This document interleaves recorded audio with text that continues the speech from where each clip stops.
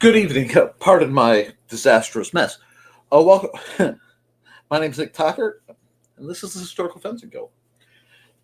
We have a lot to talk about today, and I will be getting into it. But before we do, I've got to pay some bills and get put together. Sorry, folks.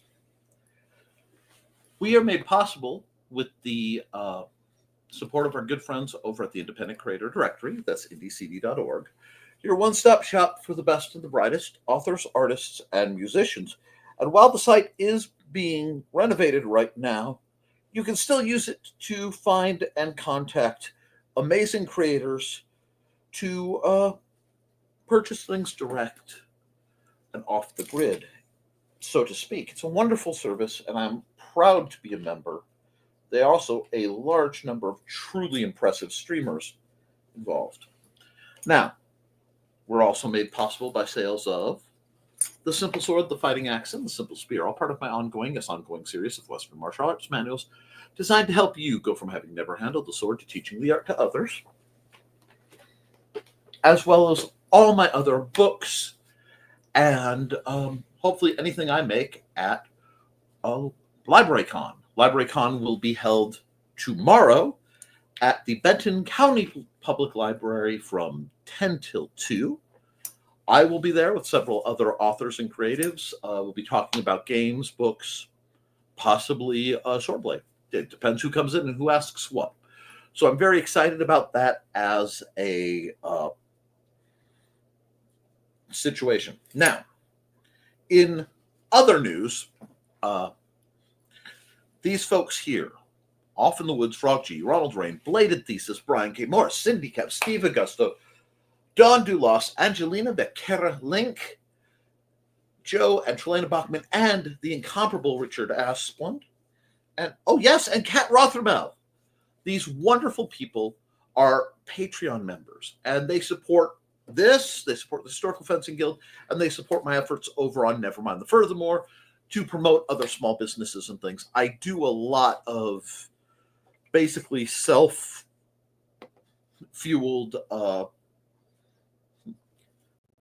charity and support programs, and you guys help me do them. Now, to my patrons and future patrons, I have set up a gift because I've had problems, and you can ask Joe Bachman sometime about how many hack attempts have come through trying to get into my email through IndieCD to the point where I can't use it.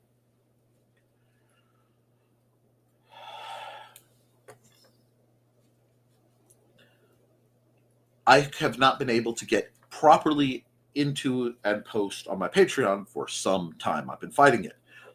Today, I finally managed to get through again. I don't know who I ticked off, but somebody just keeps causing me difficulty. That being said, I'm able to post up there, and I intend to, just as soon as I get through this arc of, basically, I'm in the middle of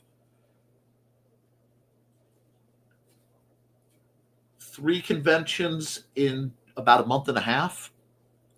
Since I'm running 2 of them, that's a lot, and it does drag my ability to get things done down.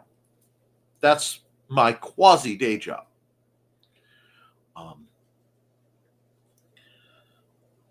As such, I wanted to do something nice. Now, most of the people who watch my programs are indeed gamers, and many of those gamers play a game called Magic the Gathering. I have been working, and if you've been following my other channel, you wonderful YouTube types, I have been working on a series of Halloween-themed Magic tokens. And that chunk, the gallery of those as I go on, is available for download for those wonderful Patreon folks, just as a little treat. I will be throwing more content that is Patreon exclusive up very soon. I will be taking requests also very soon. And we'll be going from there. I have some interesting conversations that I've had, and I'd like to get into them to discuss tonight's topic. But first, I'm going to hit the comments because I've been neglecting you wonderful, wonderful commenters, and ask you to please like, share, and subscribe to this and all my wonders, both here and on the Nicholas Talkert channel. And if you are on Kick or Twitch, thank you for your support. I actually have to get into the screens of both of those and do some technobabble to make it better. But all of that is in the work. Now, let's see. Hello, Dave. Hello, Dave. Good evening, King Nick Olis. Hello. And hello, Dawn. And Magic the Gathering tokens. Yes. If you play the game Magic the Gathering, there are cards that allow you to create usually creature or other types of token card that aren't in your deck, but do things. Sometimes they're creatures, sometimes they're artifacts, whatever. So you represent those. Sometimes people, Magic cards often come with a few random ones, but I've been drawing my own, putting them out there just to personalize the decks because they're really not viable money items, but it's something I can do. And it makes my home play a lot more fun. I would show you them, but I actually sell the paper prints on at our booth. We print out like cardstock versions of the tokens because I go to gaming conventions, and sometimes having a distinctive goblin token, especially if you need to keep, these goblins are 3/3, these goblins are 2/2 or whatever. It makes it easier. Oh, thank you. And once again, I'm trying to use the resources I have to benefit my patrons. They don't ask for a lot, so I do. I also am basically continually open for commissions right now because I'm looking to make some money to get a few good things done for other people.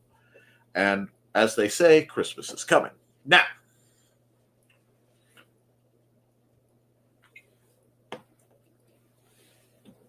I had some questions.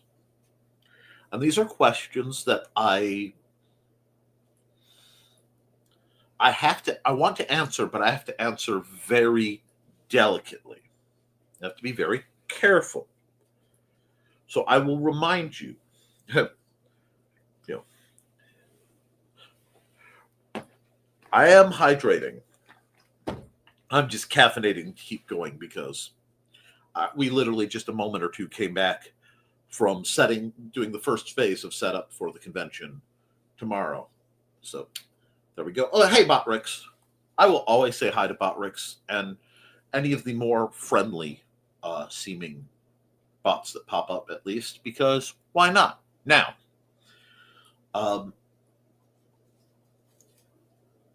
I was asked a few things, and one of them is, why do some techniques just not work for me? And this was, LibraryCon. It's going to be awesome. Free to attend, free to vend. It's a great chance to meet actual local authors, ask them questions, talk about what it takes to write a book, what it takes to get a book published. I run indie publishing. A few of them actually go through the big publishers. Some do both. It's a great place to buy our wares direct, which is often cheaper than it costs to buy them online. And we make a lot of merch, Mandy and I. We have buttons. We have stickers now. We're unveiling some stickers we've been experimenting with. I have some other interesting projects in the works, but we're going to have to see how that goes. Anyway, I was asked, what do I recommend for self-defense? And I was asked, that's the other question, sorry. We're dealing with why don't the techniques work? And I'm going to talk about something that I have seen consistently in almost every manual other than my own, especially Western fencing manuals, that is not represented in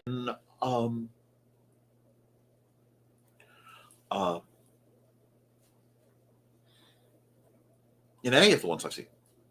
And that is understanding and working with the differences in height, especially when you're fighting. And this question is delicate because the vast majority of my students have been female, and a large number of those students have been of a 5 foot or less size. Now, the average man, I want to say, is 5'7" in America anyway. And the average woman is 5'5". That being said, a great many men are much larger than that. And I'm not quite sure how the numbers balance out actually. But this means that traditionally men have more upper body strength than women. Women have a lower center of gravity. It does mean in a melee style combat. Okay, I'm an old gamer. I was an old gamer even before I was, really deep into swordplay. So I will always think a little bit in D&D terms in the back of my head. And melee combat, hand to hand.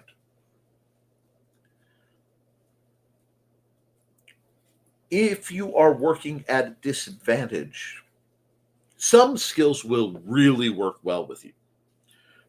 A lot of Gracie judo, Gracie jiu-jitsu. Anyway, was and BJJ work with the mentality of a smaller person. There are ways to get around it, but the first thing you need to accept and process is you are starting at a disadvantage, and that's okay. Strength is not morality. Right? Might does not make right, contrary to what the mighty would like to shove down our throats. It means you're going to have to prep, and you're going to have to work harder, and you're going to have to be more aware and more prepared. That's the only thing you can do is build to your strengths and mitigate your weaknesses. But you can't do that from a position of delusion. And I've seen a lot of people who have watched one too many movies think that the laws of physics don't apply to them. Wherein, a small person will take a big swing at a big guy, and it comes down to this. This is the game, the difference between being a smaller fighter,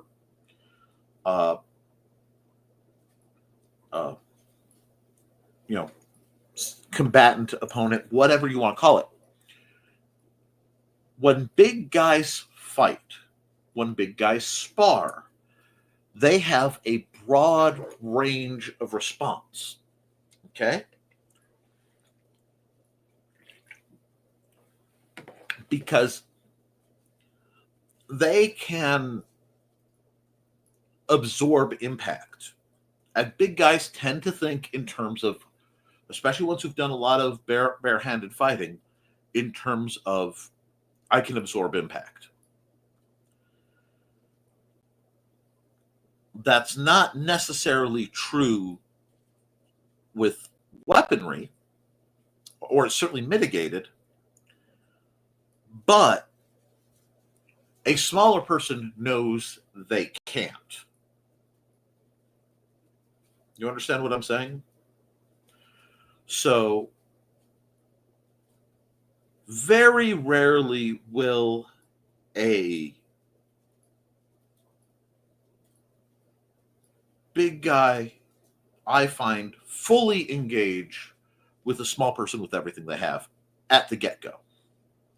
It's still far more raw strength than a smaller person can usually generate. These are broad generalities, okay? There are always going to be exceptions, but we need to be prepared for the worst case scenario as our baseline when we're having this kind of conversation. And this affects which masters we need to study. This affects which gear we're going to be drawn to. A smaller person is served very well by a buckler, because most bucklers are mass-produced and they're mostly the same size, which means if you can handle the weight of it, you get much more coverage from your buckler. That's one of the advantages. A small person either has to be extremely fast and mobile and aggressive. This is the rat terrier style of fighting. Okay? A small person either has to fight like a rat terrier. They have to jump inside the effective band of attack of the larger person. Way inside. And part of it is hoping that they are not comfortable with extreme close-in fighting. And how fighting styles work gets very strange in the clench. In the scrum, if we're dealing with a actual melee, a melee as in a term of multiple fighters on either side engaging each other. But extreme close-in is where the terrier fighter, and then they just go. Because you got to throw everything you have at it. That means an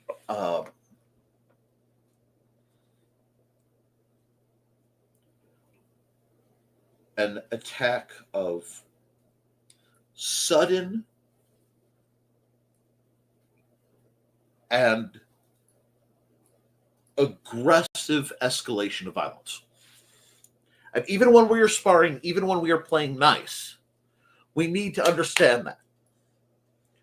If you are of the light, fast, and agile, and you have the mentality to match it, you need to get in. Almost everything you do is going to have to be a counter, because you can't attack them when they're waiting to attack you. You have to come in on a riposte as the smaller, shorter reach person. Okay? You get what I'm saying. Let me say it again. You have to come in as the riposte and jump in their shorts. Now, there is another methodology. And this is for the people who are less agile. See, the weapons of the first group are single sword, sword, and dagger. All day, double dagger. Okay? And remember, by dagger, I mean, and it's not there anymore, I mean a weapon approximately 18 inches long at the longest. I'm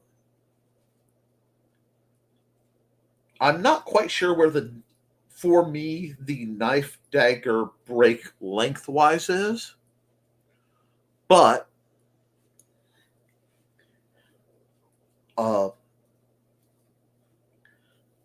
the logic here is you need to be able to operate at extreme close-in, and you need to operate surgically. Okay? You can't can't simply hit fatal, because it is very, very feasible if you're looking from a self-defense mentality, and I hate to say this. People get killed all the time and don't know it for quite some time. You get what I'm saying? Many times there are fights where somebody gets in a fight and they're throwing punches in there. Pop, pop, pop, pop. They don't know they've been stabbed because the adrenaline is up. It is a common occurrence.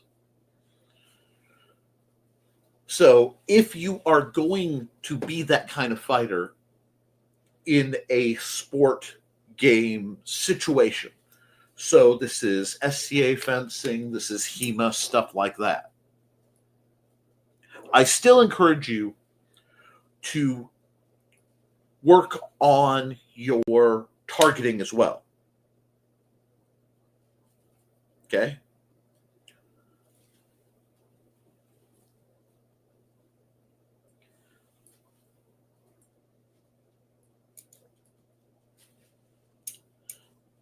There is a certain knife pattern that I was taught by a gentleman who was in the military and did things. I hope you understand what I'm saying when I speak about this. It was the 3 Ds of knife work. And it was a draw cut across the hand, which was disarm,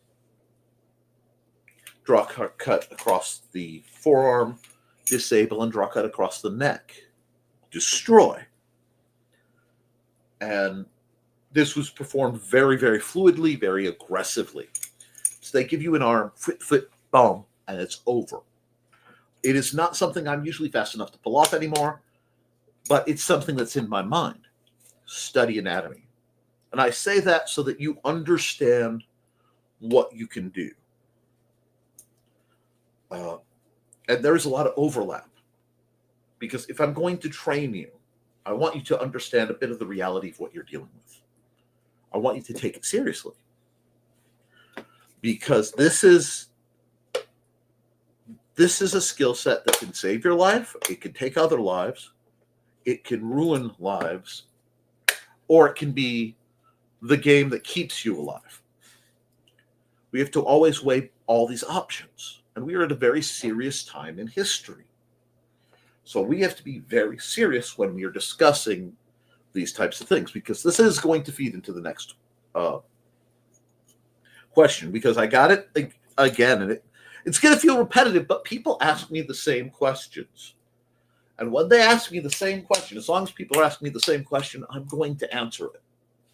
It will change a little bit per video, per mind, and eventually there'll be pieces that fall in.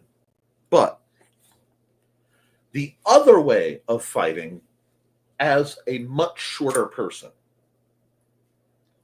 is to fight like a snapping turtle. Okay? The first person is a rat terrier. They jump in, go. Get inside that. You might have to do very aggressive, deflective parry to get in there, coming in extremely low, fast, and angling for literally the ankle-biting approach. I've had people short enough fight tall people enough that a wrap shot to the neck technique was a back-of-the-knee severing technique for them with very little adjustment on some of my larger students.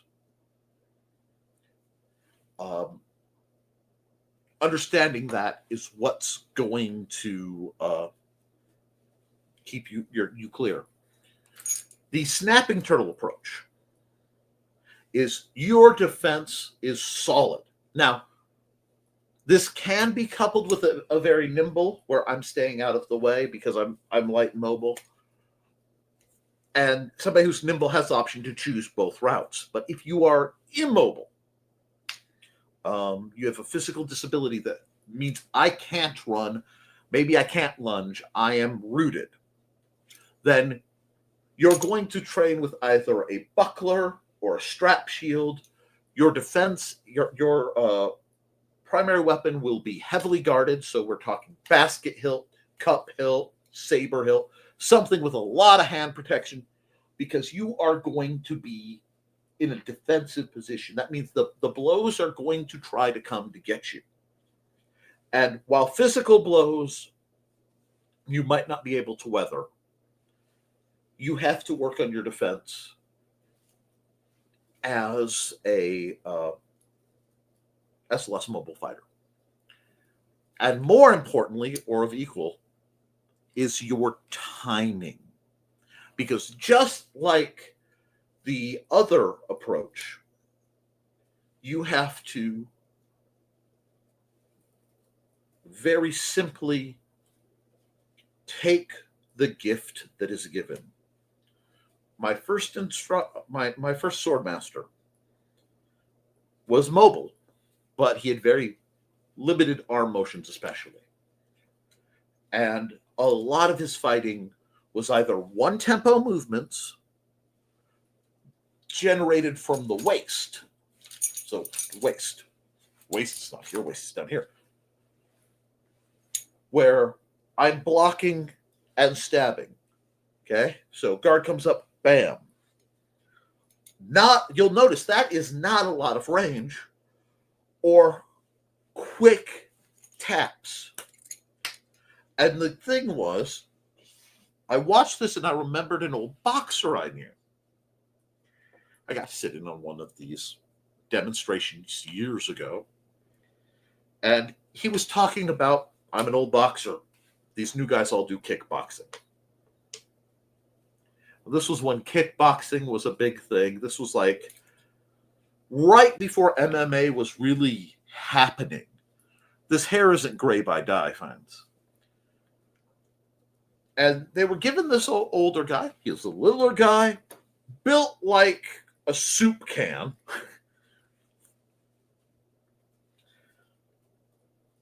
But he could do one thing really, really well. And that was punch stuff. So boxer, well, two, because he could dodge. And they put him, he ended up sparring this much taller, very bouncy kickboxer guy. Not quite Muay Thai yet, you know what I'm saying? But there was no way he could get to this guy's body. The reaches were dramatically different, okay? So he didn't bother trying. He realized he could not get to the guy's body. So he, instead of closing, he hung out on the outside, way out of that guy's reach. And then he faded into that guy's reach. And what his goal, he had one thought. I'm going to take away whatever comes to me. Okay? So, guy goes out to just plaster him with the snap kick. Just bam. And I'm sorry, I'm upright, so I can't, man. And he just rolled with it and just hammers the guy's calf. Just shin and calf, bam. Comes back. Guy stops. That leg is not working as well as it did. Well, he's still going to work. He's a kick. Again, I mean, he takes a couple hits, but as soon as he gets that shot, blasts the other leg. And he's not throwing anything, not even big hooks, because anything that breaks his defense, he's going to get owned. He knows it. He'll get kicked over like a snowman. But what he did, his timing was so good and his range was so good, he could void and pop. Void, pop. Guard, way higher guard, because the guy was taller, pop, pop, all day long. And, he'd take some hits. He had to take some partial hits, but bam, by the end of it, he was bruised up, but the other guy, his extremities stopped working. And as soon as he started seeing the hang-up, the delayed action, which happens when you start taking hits to there's a nerve cluster in the shin area. There's a nerve cluster in the upper and outside thigh. There are a couple arteries that really don't like getting hit if you know your anatomy. He wasn't moving. And then he could get in and wallop the guy with low body shots. And he still took a couple elbows, but he ended the fight. And no one thought it would happen. And I watched this. And it sat in my mind. And I processed this. I came into fencing, and I ended up fencing with a lot of people taller than me. Now, you ask any of my students, and they know this is my favorite place in the world as a fencer. This meaty bit right here. I love this meaty bit right there. And this isn't about the anatomy of disabling your opponent. This is about the anatomy of accessibility. Not going to be able to reach your head. Especially, I mean, like, even without a void, in many cases, I'm not going to be able to reach my opponent's head. So I'm not going to worry about it. All I can reach is what they give me. Now, sometimes they give you weird things. And they're going to figure out that you're arm sniping. But knowing you're arm sniping and doing something about it while you're hanging out and only arm sniping, then they have to maneuver you somewhere to limit your mobility, get you against the wall, an edge, a corner, and do something to force you inside where they want you. That's where you switch to Terrier. But understanding that tells you what you need to focus on and tells you what schools you need when you're looking at, and I encourage you, read all the manuals. I can't say read one and be done. I can't, guys. You should study as many as you can, even if you read, 100 manuals and maybe 76 don't resonate. Or, you agree. They all agree on everything, but the parts they don't agree with don't resonate. When you find the one or two that do, man, it's better than Christmas. Because then you study it, you test it. Study it, train in it, test it, apply it. And that's what's going to get you through. So that's how you're going to have to deal with bigger people. You're either going to have that, find that dog in you, and that dog's a rat terrier, and jump in their shorts to settle that combat, and quick. That's the thing. You can't be there long. Because you're real vulnerable real fast, especially if they can do concussive cuts in the style you're fighting. You need to get in there and solve the problem. This is move fast, draw cut to the lower region, a draw cut to the groin, things like that, inside thigh, things that end it quick, or stabs in that region. Upper shots, get inside the guard, straight up. There's a reason when you wear a mask, you wear a hood and then a gorget.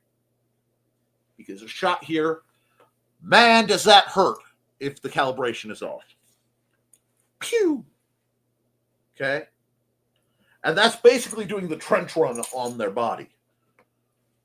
Because very few people learn to parry. The basic parries are parry out. Very few people understand that out is also this way.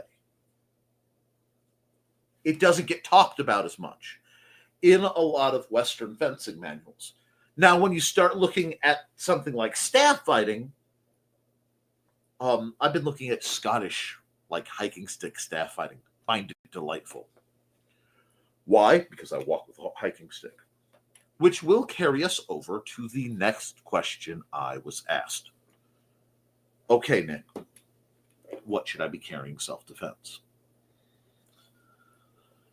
First off, there is no magic answer.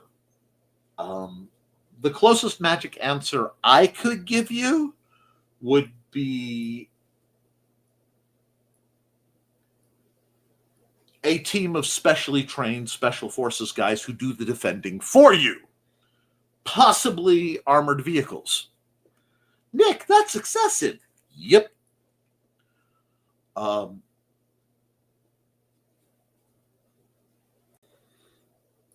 There's going to be a but why at the end of this. So for self-defense, you need to carry what you train in, or a reasonable proximity. Approximation. Yeah, sorry. Malaprop that. So, what does that mean? If you are going to carry a firearm for self-defense, I'm not going to give you any fault. We still live in the United States of America, those of us who live in the United States of America. I have no fault with you carrying a firearm, provided you carry it in a safe manner and you are trained and aware of it at all times. I believe carrying a weapon, any weapon, your first job is the securing and controlling of that weapon. From the moment you leave to the moment you get home and you secure it in its storage facility, however you store said weapon. That's what it's about. That means if you are carrying a firearm, you want some kind of retention holster, sorry. So you need a holster that will hold it securely. And I'm not saying it can't be the old style leather snap, whatever. It can't be loose. You need to be aware of it at all times. Carrying a firearm is like driving a car. When you are driving a car, no matter what's going on, your primary job needs to be driving that car, not looking at your phone, not taking your eyes off the road, not talking to people, not checking your navigation. Your primary job is driving the car first. Everything else comes secondary. That includes parenting. If you're having trouble with your child, pull off the road. Address the issue and then proceed. If you're dealing with a behavioral client, the only reason you're tracking your client is that they aren't impeding your ability to drive. And hopefully you've taken steps. That's how you treat a firearm. That's how you treat a knife. That's how you treat whatever you're carrying.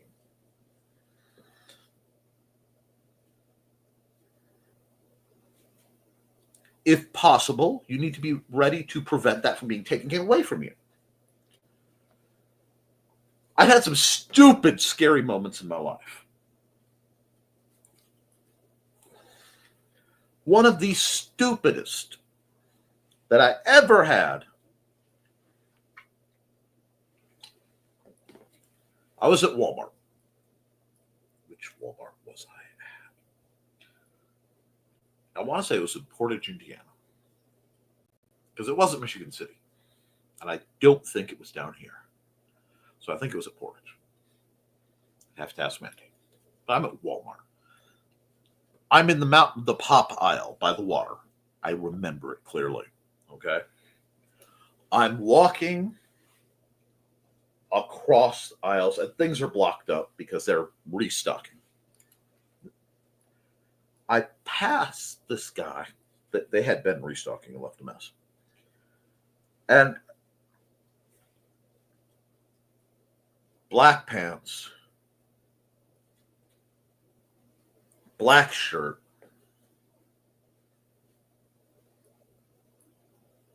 trucker hat, some kind of band shirt I can't read. So it's one of the metal bands, which I'm not bashing metal bands, it's just a memory. And he had on his hip. And the thing that bugged me was that was his right hip. Because I went like this. I'm walking along, he's walking along. I didn't have a cart. he didn't have a card. No, he had a card. No, he didn't, because I bumped into him. He didn't have a card. I'm walking along, and he cuts between me and kind of does the shoulder check. Machismo, I don't know. Well, I walk, and as I go, my hand drags, and he steps by, and I take a step, and I look down, and in my hand, suddenly, is a Colt 1911 with Punisher scales. So, Punisher themed scales on the side. And I looked down at it, because as our hands had crossed, it wasn't an intentional lift. It was just it slipped and caught. My hands don't open like other people's. And if you notice, I spend a lot of times with my hands curved. It's the nerve damage. So it's just scoop. And I didn't even feel it. But suddenly, I have this man's firearm.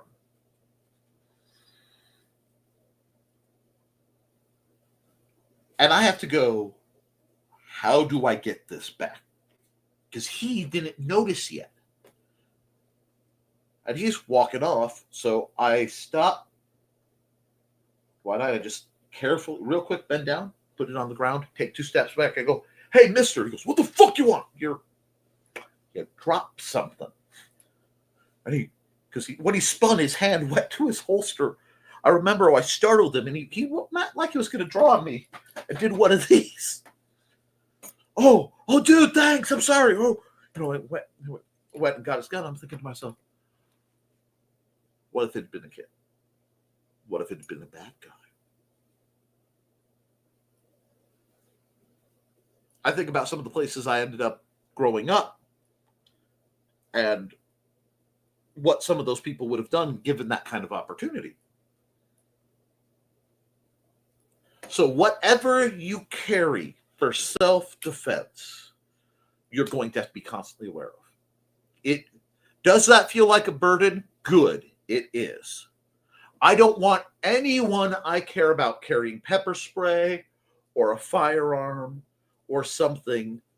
One, never in your purse, ladies. Never. Because your purse is the item that people take away from you first. It should be on you. Okay? And it should be accessible. Because it does you no good if you can't get at it. But bad things can happen if the bad guy steals your purse and realizes, hey, there's a gun in the purse, and then gets ideas.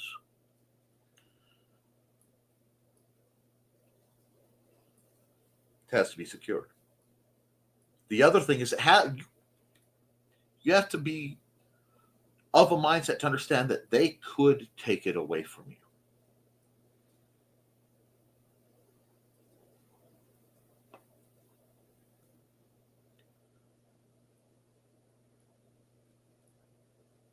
And that's a bad berries thing. So you need to be prepared for that mentally. And it has to be somewhat practical. Because it's going to be an everyday carry. And when you've met all these criteria, congratulations. You now get to train with it every single day. And I mean that. That needs to be something, if you're carrying it for self-defense, you need to train with it constantly. And I don't just mean, once a week or monthly. I don't. So many people who get a firearm get cocky. Maybe they take it to the range and then it sits in a drawer all week, all month, all year. You need to be intimately acquainted with the operation of that tool. Like your life depends on it. Because it does.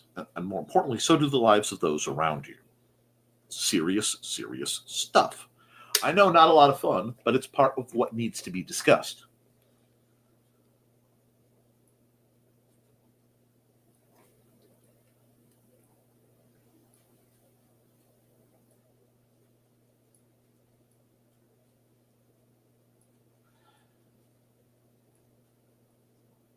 Beyond that,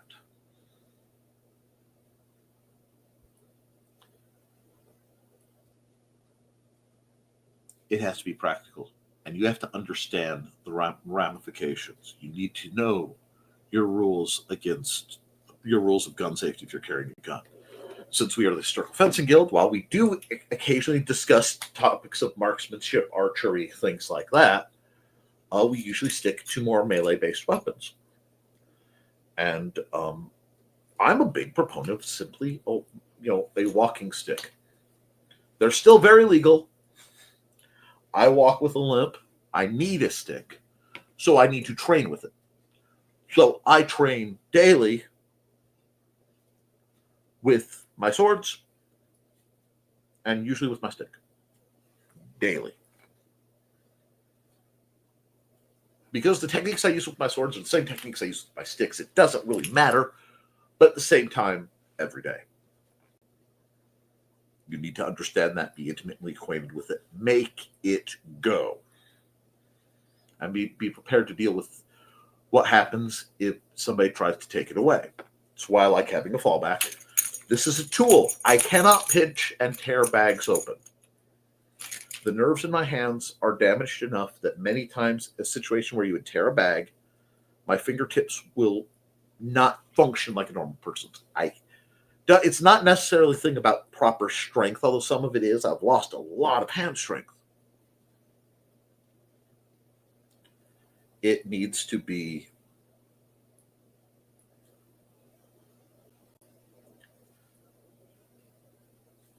I need something that lets me do that. And because operating scissors can be difficult on bad hand days, I picked this. And this is all about retention. We're talking about this as a tool that can be a weapon. I have to polish it up. I had to do my lunch. I have picked knives that my hand cannot, I can hold this, and as long as I can maintain a locked grip, either in a knife grip or a hammer grip, I am not going to be able to slide at the blade. That's a major concern of mine because of the way my hands work. This is actually good enough that I can keep my hands quite loose, and the extremely deep finger grooves lock it in. This was not a subtly selected tool. It is deployable and observable right here. What happens when somebody walks up close to me? Oh, excuse me. Oh, pardon. Now, I'm not deploying the weapon, but I'm making sure it can't be grabbed because it's safe. I also have my little other things that I happen to carry that are useful. They act as a bit of a deterrent for ease of coming at it. I no longer carry the string on it. The string broke off, and I'm actually kind of glad it did, because while it did make the grip a little nicer and the pull a little nicer, it also made it easier for somebody else to grab it, or an animal to reach up with claws like my cats and grab it and pull it. So I retain this. It is a knife. I use knives every single day of my life as tools. I train in weapons. I can deploy this. I don't like to because this is fatal. I don't want to do that if I have any other choice. It's part of why I walk softly and I carry a big stick. My man Teddy says that. I like the stick because I can get range with it. I can deter much better with it. I need it anyway. I could theoretically, although it would suck, and I hate it, go out without my knife or any knife. I could. But I can't go any distance without a cane or a stick. And honestly, because of the wrist damage, the canes are not always the best thing. So I really need to be able to pull down and hold. My walking stick is perfect. And when I walk with it, the loop that is up at the top is usually around my hand. That way it supports me a little bit and retains the stick, making it harder to take away. It is light enough I can use multiple techniques with it, It is long enough reach. I can offset my height variance with it. Because usually, almost always, I can stand unaided with it, without it deployed. But on a bad day, and I always train for bad days, I can't move without deploying it as a defensive tool. I certainly don't want to have to defend myself with it from the ground, but it is what it is. And I have a sliding scale of things I can do using it defensively, from the absolute basic of bam, down on somebody's the toe of somebody's foot. That greatly deters people from doing a great number of things. It's like the only kicks that you'll ever see me train or do is a downward stomp to the foot, and maybe I'll get screwy and kick the side of somebody's knee, side or front of somebody's knee. I can't kick higher than that, so I don't bother trying to. I can't be off balance that way. Your body is like any other tool. You learn what it can do, what it can't do, and you build it to do what it can do to the best of what it's able to. It's like, but what should I do? What works for you? And what can you carry without it causing too much issue? What can you justify when you're speaking to the police, because you always call the cops first? You want to be the first person talking to the police in any altercation, because they will believe the first story much more than the secondary stories they hear. It's just human nature. It's psychology. Evidence can, of course, sway that, but you want to be the first person to call the police. And when we talk about self-defense, and if you're training for self-defense, then you need to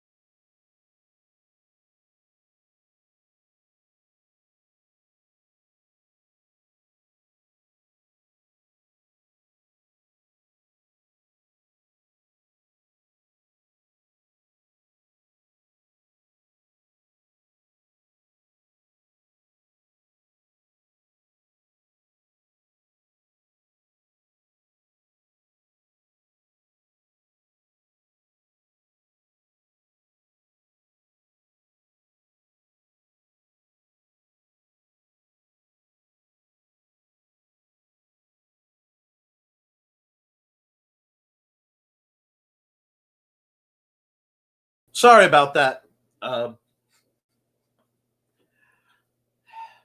My power supply just fell right off and unplugged. But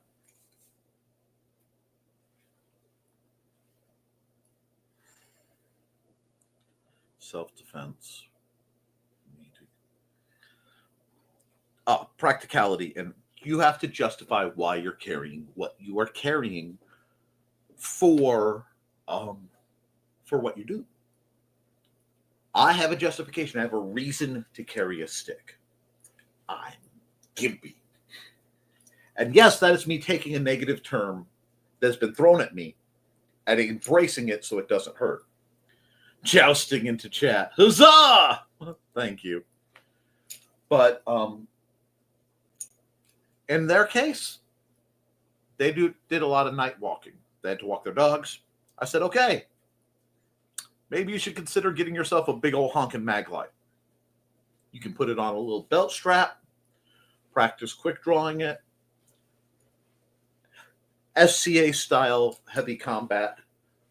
Couch the weight here. Flashlight is here. Blind to the face. Strike if need be. Practice doing that.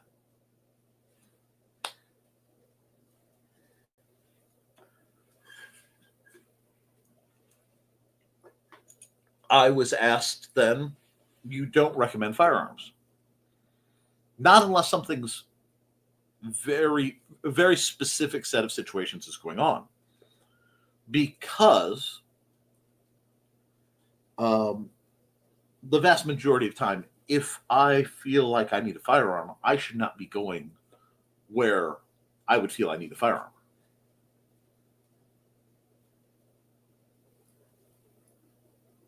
And if I feel I need a firearm, I need a lot of other equipment of the resistant style, too.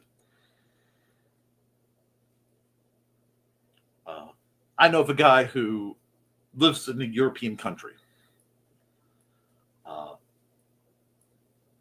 He's a historian. He's a rather famous one.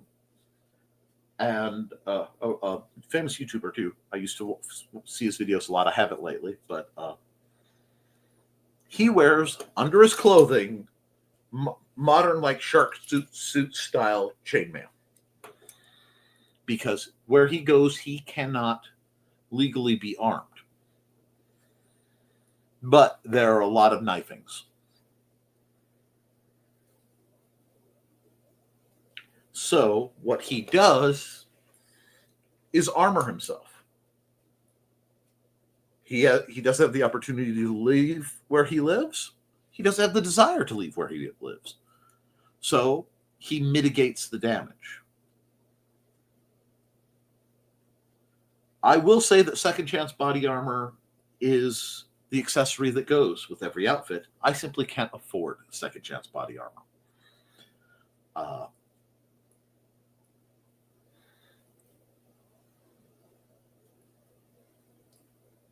I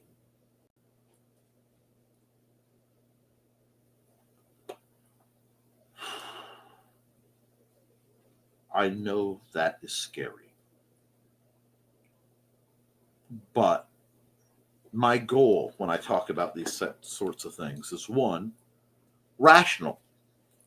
Too many people who have these conversations do it from a perspective of superheroism.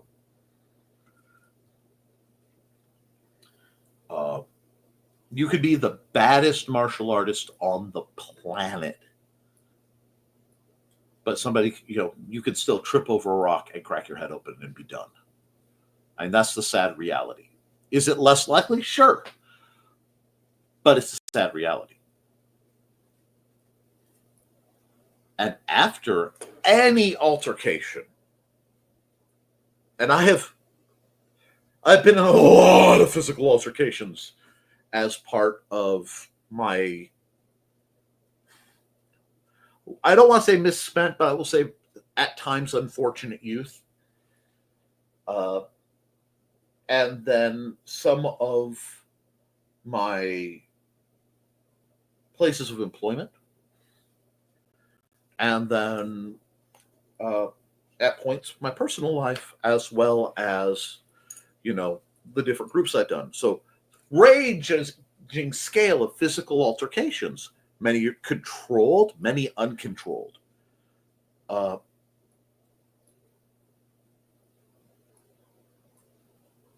There will be, at some point, after every one of them, some kind of reckoning. And that's the other part you have to be prepared for. I have known people who were veterans, and as part of their service, they have had to take the lives of enemy combatants. And many times it was they were on the defensive. In fact, usually they were on the defensive. I have known people who have had to take lives and inflict injury uh,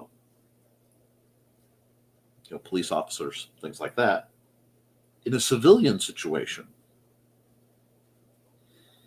and I've known people who were civilians and in self-defense had to visit harm upon others. And the thing is, if you have any measure of a soul, any scrap of empathy, there will always be the come down from the adrenaline rush, the cognitive understanding of you have done harm to another person. And given the mental state of many of the people I work with, that can be just as much of a threat as the threat you survived. And many times it can be more severe, because if you have damage to your self-esteem and you've had to do something physical that perhaps goes against your religious background or your socialized upbringing, any act of violence hurts both parties, always. Now, some become very numb to it, but I really do believe that. And while I love training with the swords and all other things I do, and I love teaching people, there is an amount of karmic debt that one acquires doing so.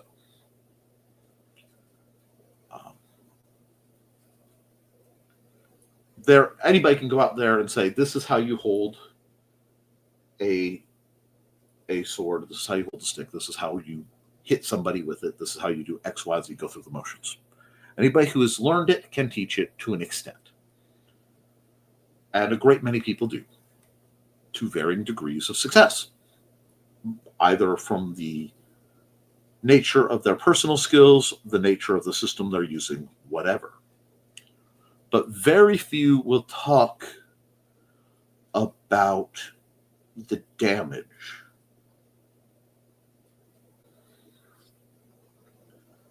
Because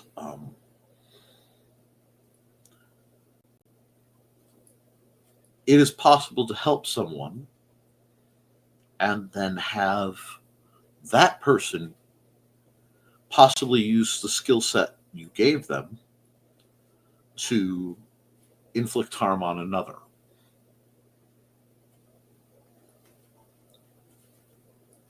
That's the real side of what we do.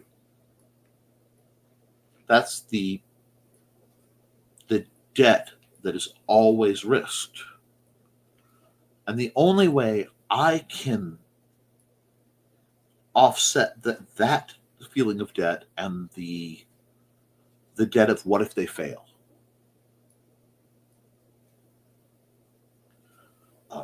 There's a saying, and I am borrowing it from one of my favorite characters of all time, and I'm paraphrasing slightly, but the more you sweat in training, the less you bleed on the field. So whenever I'm hard on a student, whenever I am pushing them, which sometimes I have to do, or I am critiquing them and they don't like it, I am doing that not for my own jollies, because frankly, I hate negative interactions. I'm not comfortable with it. I don't like doing it. I can do so skillfully, but I never like it. I consider myself something of an empath. Plays the potion of healing on the battlefield, Magic the Gathering. Indeed. But that's, ironically, I usually play cleric or paladin on in D&D. That should say a lot.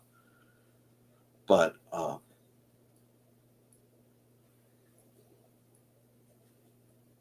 part of that is I have to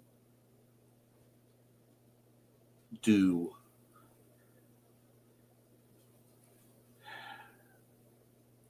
everything I can to weigh all sides of it. And this is stuff I think about. the philosophy and the almost theology of a swordmaster is a strange thing, folks. If I am doing it with any severity, if I'm doing it with honesty and earnestness. The English language is something I slap around regularly anyway. It is my mental pell. But it has to be weighed. And that is why there are people I have refused to train. There are people I have redirected to others. And there are people I've greatly sought to train because they needed what I could give. And so usually they are on an extreme end of the spectrum. They are the usually very vulnerable, or those who have learned the complete opposite and are trying to learn to rein it back in, either because they've had anger and trauma from personal or professional violence.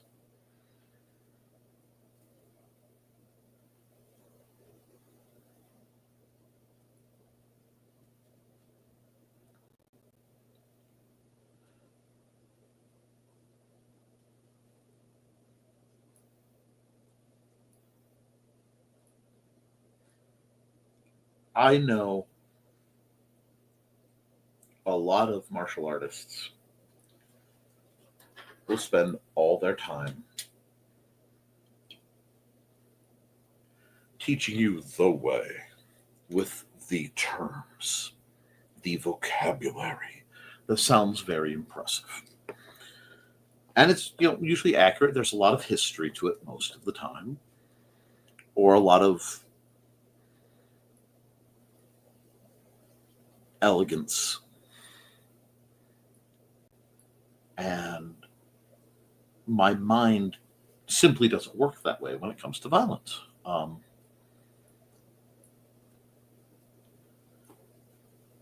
Even as a small child, I was exposed to people who had endured extreme levels of violence. I mean, I remember putting my hand and feeling my finger as a little guy in the white phosphorus burn scars my dad had, well, has, and in the scars of bullet holes of combat veterans. It's a little guy. I was around people who were hideously maimed by violence. And they still function. Some of the most wonderful, beautiful souls. But it means to me there will always be a level of honest truth to it. This base of reality that while I love the fantasy, I love the feeling of being a swashbuckling hero. I loved when I was in the SCA getting in full garb and looking dead good and dancing around the battlefield like a half-crazed Hawaiian print-clad fencer. Confusing everybody. I loved it. But I also knew that certain styles I didn't like because they would bring out parts of me I worked very hard at. And at that time, I was learning how to deal with that I did not want out. I wanted to learn to control, not seek catharsis with them. I'm much more at peace with such things now. There are a great many styles I've trained in recent years that I would have never touched earlier.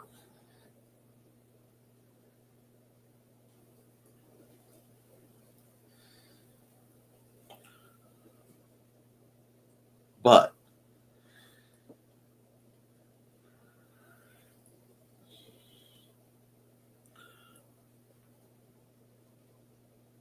I want you guys to understand and accept that. All of it comes at a physical cost. And if you don't believe me, I want you to talk to boxers. Talk to professional fighters about the cost.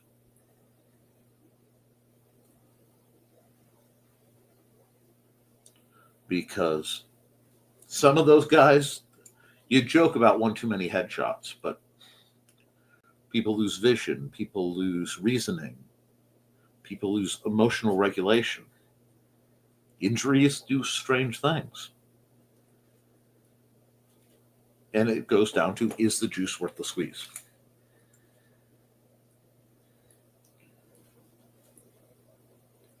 And when I look historically to find examples of how it was dealt with, the vast majority of time, you read the stories, and a lot of it was just dealt with alcohol, which is not a good thing, especially for somebody of my genetics.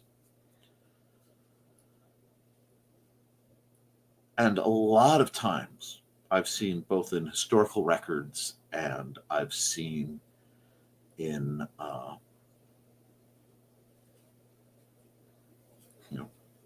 first-person accounts. And I forget, I've spoken with people who were in World War II and Korea and Vietnam and Afghanistan and Iraq and Afghanistan some more. Oftentimes there's a desire to be away from a lot of it. They just want peaceful lives, man. Now, some folks, it's their jam. And I'll be honest, that's one of the hardest mentalities I have to understand. But they also don't need my help, so I don't need to worry about it. I hate to put it that way. But they need other people's help.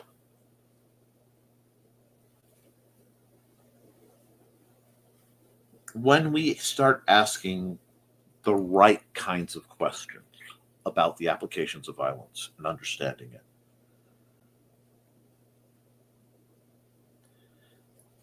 we get sometimes uncomfortable answers. Now, I will teach you guys how to sword fight all day. But I'll teach you calibration. I'll teach you how to read an opponent to get as much of an advantage as you can. But I'll also teach you how to read a situation so that hopefully you will never need to have an opponent.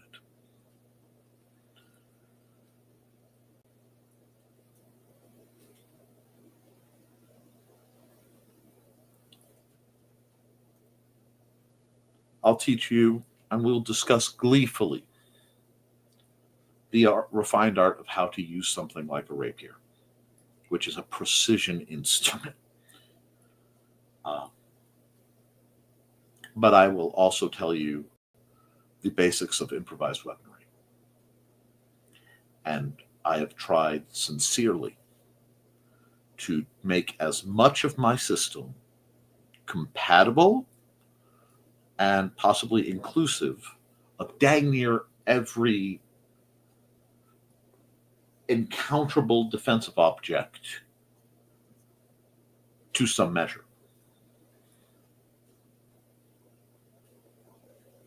So I hope that answers the questions that were presented to me. I know this one's a little different.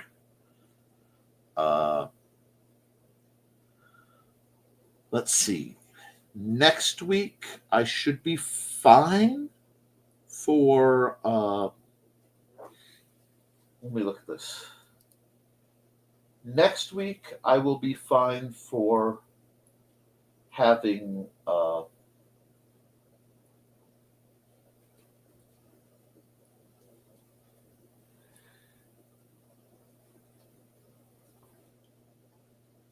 practice for having a meeting.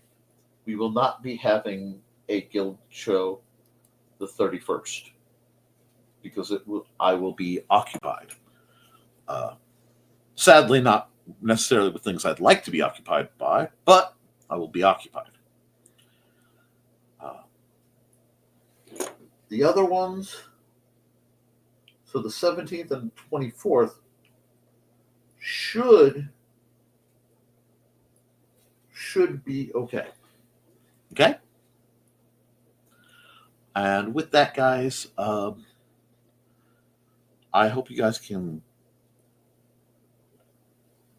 keep your eyes open, keep your guard up.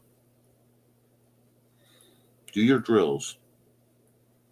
Be kind to yourself and each other, guys. I love you, and you should too. And I will be back. Let's see. I will be back next this coming Monday with Never Mind the Furthermore for my Twitch and Kick viewers right here, and for my YouTube viewers over on the Nicholas Tucker channel. I will be. I may end up doing another stream for art at some point. Those are just going to be random while I'm prepping for these sort of conventions. But beyond that, guys, have a lovely night, and I hope to see you all very soon. Toodles.